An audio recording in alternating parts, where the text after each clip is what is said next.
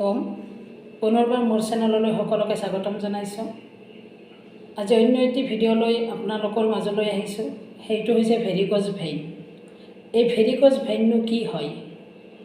ভেৰিকজ vein হ'লে কি লক্ষণে দেখা দিয়ে? ইয়াৰ ট্ৰিটমেণ্টবোৰ কি বা কোনবিলাক ট্ৰিটমেণ্ট কৰিলে আমি সুফল পাম? আৰু আগলৈ ভেৰিকজ ভেইন নহ'বৰ বাবে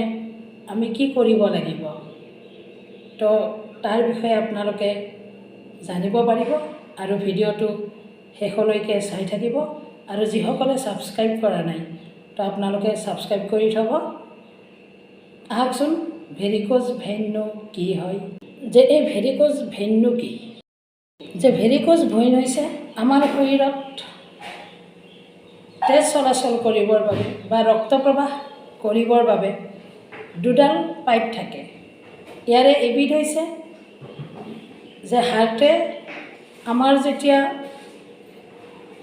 পাম্প কৰি দিব তেতিয়া আমাৰ কি হয়, গোটেই শৰীৰত আমাৰ তেজ চলাচল হৈ যায় বা গোটেই শৰীৰলৈকে ব্লাড চাৰ্কুলেশ্যন হৈ যায়। অৰ্থাৎ হাৰ্টে যেতিয়া পাম্প কৰি দিব তেতিয়াহ'লে পাইপডালৰ সহায়েৰে আমাৰ কি হয়, পাইপডালৰ সহায়েৰে আমাৰ তেজখিনি যেতিয়া গোটেই শৰীৰত চলাচল হ'ব বা গোটেই শৰীৰলৈকে লৈ যাব আৰু সেই পাইপডালক কোৱা হয় আৰ্টেৰী।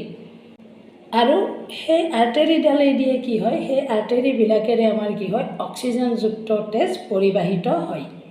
এই হাৰ্টৰ পৰা আৰ্টাৰীৰে যিখিনি আমাৰ অক্সিজেন তেজ লৈ যোৱাৰ পিছত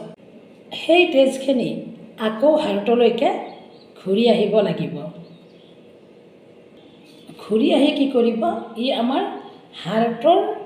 সোঁফালৰ লাংছত অৰ্থাৎ ৰাইট ফালৰ লাংছত দি দিব।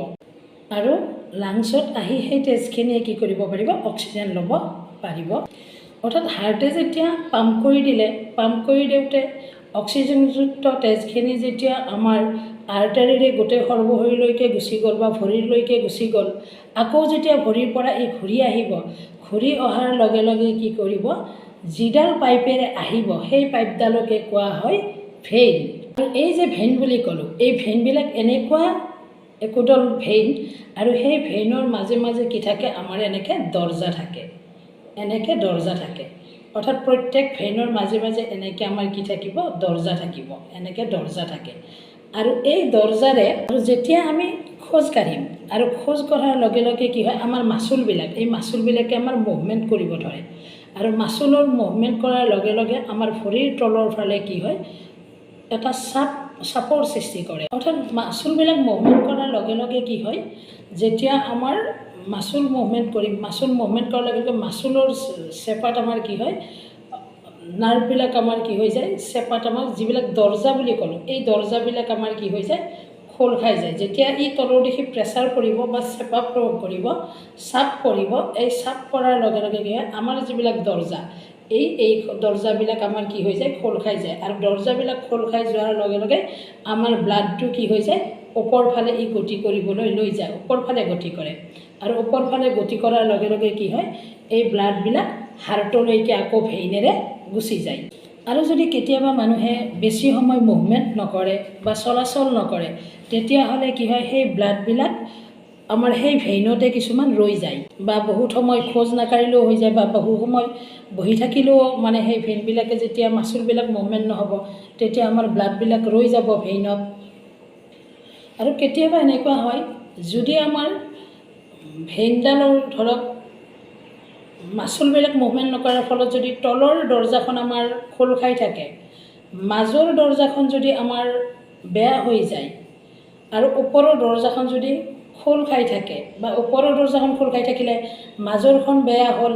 আকৌ তলৰ দৰ্জাখন খোল খাই থাকিলে, তেতিয়াহ'লে কি হয়, তলৰ যিটো আমাৰ ব্লাড, সেই ব্লাডটো খোল খাই মাজৰ যিখন আমাৰ দৰ্জা বেয়া হৈ আছে, তেতিয়াহ'লে এই ব্লাডটো পাৰ হ'ব নোৱাৰাৰ ফলত কি হয়, সেই ভেইনডালতে ই ৰৈ যায়। আৰু ৰওঁতে কি হৈ যায়, সেই ভেইনডাল ফুলিবলৈ আৰম্ভ কৰে আৰু গাঢ় বেঙুনীয়া কালাৰ বা কিছুমান সৰু সৰু ৰঙা কালাৰৰো দেখা যায়। আৰু সেইটোৱে হৈছে ভেৰিকজ ভেইন।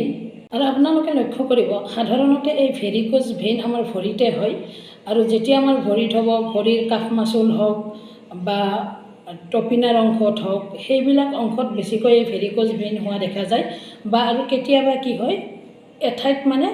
ভেৰিকোজ ভেইনডাল একা বেকাকৈ থোপ লগা দেখা যায় এইটো কেনেকুৱা হয় যেতিয়া এই ভেৰিকোজ ভেইনডাল ব্লক হৈ যায় ওপৰত ব্লক হৈ গ'লে ইফালে সিফালে তাৰমানে ভেৰিকোজ ভেইনডাল ব্লাডটো পাৰ হ'ব নোৱাৰি ওপৰলৈকে যাব নোৱাৰি ইফালে সিফালে মানে গতি কৰোঁতে ই একা বেকা হোৱাৰ দৰে দেখা পোৱা যায় এতিয়া চাব এই যে ভেৰিকোজ ভেইন হ'লে আমাক কেনেকুৱা লক্ষণে দেখা দিব পাৰে যে ভেৰিকোজ ভেইন যেতিয়া হ'ব মই আগতে ক'লোঁ যে ভৰি বা টপিনাৰ অংশত বা কাষ মাচুলত যেতিয়া বেঙুনীয়া বা গাঢ় বেঙুনীয়া বা সৰু একদম সূক্ষ্ম পাতল ৰঙা কালাৰৰ হ'ব তো তেতিয়া কি হয় এই ভেৰিকোজ ভেইনবিলাক আমাৰ কি হয় ফুলি উঠিব আৰু আমাৰ মানে কিছুমান অংশ মানে আমাৰ টাইট ফিল হ'ব বা ভেৰিকোজ ভেইন আমাৰ যেতিয়া ব্লাড চলাচল নহ'ব তেতিয়া আমাৰ যেতিয়া মাচুল মুভমেণ্ট নহ'ব তেতিয়া আমাৰ কি হ'ব বেছি সময় মানে বেছি দীঘলীয়া প্ৰচেছ হৈ থাকিলে আমাৰ জ্বৰো উঠিব পাৰে বা কি হয় খোজকাঢ়িলে বিষ হ'ব পাৰে বা ওজন লাগিব পাৰে বা কিছুমান ক্ষেত্ৰত কি হয় আলচাৰেশ্যন হ'ব পাৰে অৰ্থাৎ মানে ই অক্সিজেন নোপোৱাৰ কাৰণে স্কিনখিনি মৰি যাবও পাৰে যিখিনি ঠাইত ভেৰিকোজ ভেইন হয় সেই ঠাইখিনি সাধাৰণতে খজুৱাই আৰু মাচুলৰ যদি ভিতৰত হয় বা তলত হয় তেতিয়াহ'লে ই ভেৰিকোজ ভেইনডাল আমাৰ টাইট ফিল হ'ব পাৰে টাইটৰ মানে বেছি অলপ টাইট হ'ব পাৰে তো ভেৰিকোজ ভেইন হ'লে কিছুমান কাৰণ থাকে যে কিছুমান ক্ষেত্ৰত কি হয় ভেৰিকোজ ভেইন যেতিয়া হ'ব সাধাৰণতে ভেৰিকোজ ভেইন মহিলাৰ ক্ষেত্ৰত বেছি পৰিমাণে দেখা যায় আৰু কাৰোবাৰ ঘৰত যদি মাক দেউতাকৰ থাকে তেতিয়াহ'লে সন্তান সন্ততিৰো আৰু কেতিয়াবা যদি এখন ঘৰত মাক দেউতাকৰ ভেৰিকোজ ভেইন হয় তেতিয়াহ'লে সন্তানৰো ভেৰিকোজ ভেইন হ'ব পাৰে বা কেতিয়াবা যদি আপুনি বহুত সময় বহি থাকে একেৰাহে বা মাচুলবিলাক মুভমেণ্ট নহয় তেতিয়াও ভেৰিকোজ ভেইন হ'ব পাৰে আৰু কেতিয়াবা ধৰক বহুত সময় একাধিক্ৰমে যদি আপুনি থিয় হৈ থাকে যেনে ট্ৰেফিক পুলিচসকলে বহুত সময় থিয় হৈ থাকে তো তেনেকুৱা মানুহৰ ভেৰিকোজ ভেইন হোৱাৰ সম্ভাৱনা বেছি আৰু অবিচিটি অৰ্থাৎ শৰীৰৰ যদি ওজন বেছি হয় ওপৰ ফালে বা শকত হয় তেতিয়াহ'লে বেছি সময় থিয় হৈ থাকিলে ভৰিত যেতিয়া প্ৰেছাৰ পৰিব তেতিয়াও আমাৰ কি হয় ভেৰিকোজ ভেইন হোৱাৰ সম্ভাৱনা থাকে বা ভেৰিকোজ ভেইন হ'ব পাৰে তো এতিয়া আহিছোঁ এই যে ভেৰিকোজ ভেইনৰ বিভিন্ন লক্ষণ আৰু বিভিন্ন কাৰণ আপোনালোকক জনালোঁ তো এই ভেৰিকোজ ভেইন হ'লে আমি কি ট্ৰিটমেণ্ট কৰিম বা কি আমি আসন কৰিলে আমাৰ এই ভেৰিকোজ ভেইনৰ পৰা আমি কি পাম সুফল পাম গতিকে আপোনালোকক দেখুৱাবলৈ লৈছোঁ এতিয়া আসনবিলাক আপোনালোকে চাব প্ৰথমতে আপোনালোকে যেতিয়া এনেকৈ বহিব বা টিভি চাব বা চকীতে বহিব যিকোনো আপোনালোকে এনেকৈ বহিলে আপোনালোকে সদায় ভৰি দুটা ওপৰত এনেকৈ দিব এনেকৈ আপোনালোকে কাউণ্টিং কৰি থাকিব আৰু বেছি সময় এনেকৈ থাকিব বেছি সময় আপোনালোকে এনেকৈ ভৰি দুটা ওপৰত দিলে তেতিয়াহ'লে আপোনালোকে যেতিয়া ব্লাড চাৰ্কুলেশ্যনটো সঠিকভাৱে হ'ব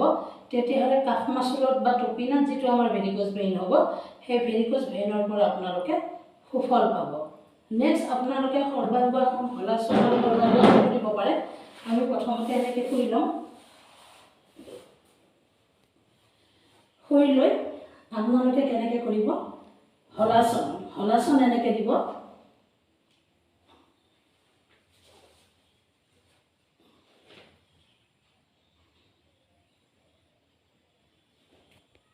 এনেকৈ থাকিলেও আপোনালোকৰ যিটো ব্লাড চাৰ্কুলেশ্যন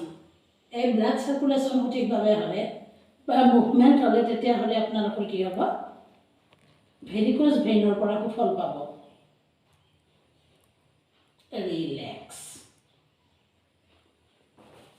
নেক্সট আপোনালোকে সৰ্বাংগাসনো দিব পাৰে কেনেকৈ দিব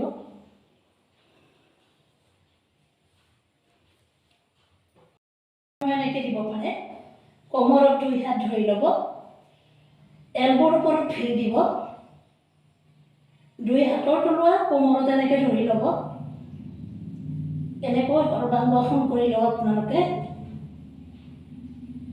ভেৰিকোজ ভেইনৰ পৰা আৰাম পাব ৰিলেক্স তো যিবিলাক ঠাইত আপোনালোকৰ ভেৰিকোজ ভেইন হ'ব সেই ভেৰিকোজ ভেইন হোৱা ঠাইত আপোনালোকে ধৰক আমাৰ যিটো হালধি, এই হালধিৰ গুড়িটো আপোনালোকে মানে ভেৰিকোজ ভেইন হোৱা ঠাইত ধুনীয়াকৈ প্ৰলেপ দিব পাৰে বা লগাই দিব পাৰে গুড়িটো। তাৰপিছত আপোনালোকৰ লিজ থেৰাপি বুলি এটা থেৰাপি আছে, যিটো আপোনালোকৰ হৰিদ্বাৰত সহজতে কৰা হয় স্বামীজীৰ আশ্ৰমত। স্বামীজীৰ যিটো ৰামদেৱৰ যিবিলাক মেডিকেল আছে, তাত লিজ থেৰাপিৰ দ্বাৰাই আপোনালোকৰ কি কৰিব, এই ভেৰিকোজ ভেইনত যিটো আমাৰ বেয়া যিটো ব্লাড